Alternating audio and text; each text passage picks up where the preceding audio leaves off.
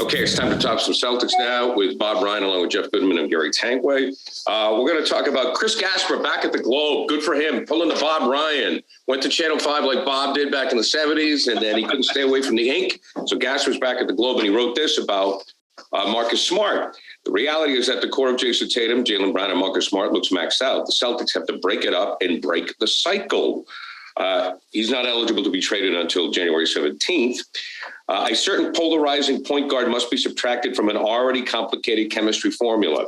Bob, I'm going to start with you because I know you're a big Marcus Smart guy and you're probably tired of talking about it. But when you look at this team right now, and they remind me of the Forever 500s, the Hartford Whalers, I mean, what else can be done but deal Smart? I tell you what, you know how I feel. Jeff knows how I feel about Marcus Smart, but I don't want to. I will quote myself on the Emerson thing. A foolish consistency is the hobgoblin of little minds. I don't want to be a hobgobliner here. I thought it was a terrific column. I thought it made a lot of sense. I thought he marshaled his arguments very well, and he had a fact, not an opinion, that jumped out at me, and I went, "Oh my God." And the fact was that he said at the time of this writing of that column, the Celtics were 50-50 in their previous 100 games. And that may tell us all we need to know, guys. And so I'm going to have to say, I couldn't refute the premise at all. And I've been won over. If I have to sacrifice Marcus Smart, okay, you know, to make something happen. And I surrender. Okay. You can surrender. Listen, Bob, you can surrender all you want, but the bottom line is, what can you get for Marcus Smart? That's the big question, right? You know, 4 years, $77 million he signed. You know, that's a dealable contract.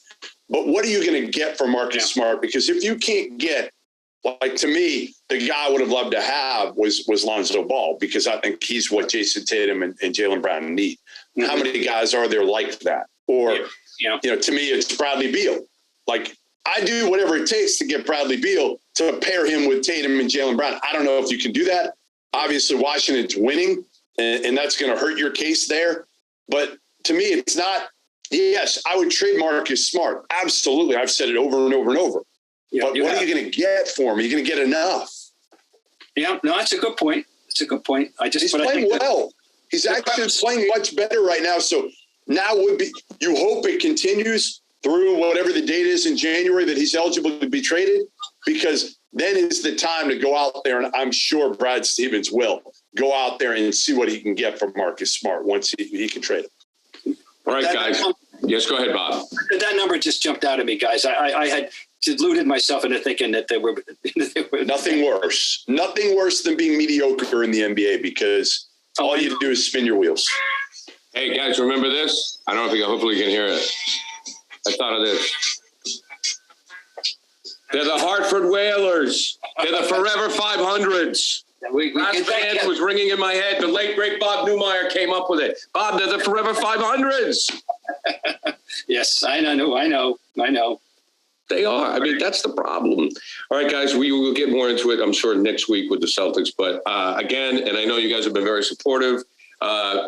Yes. Arm in the Fall. The Tanguay book is out on Amazon.com. Check it out. And we'll talk to you next week.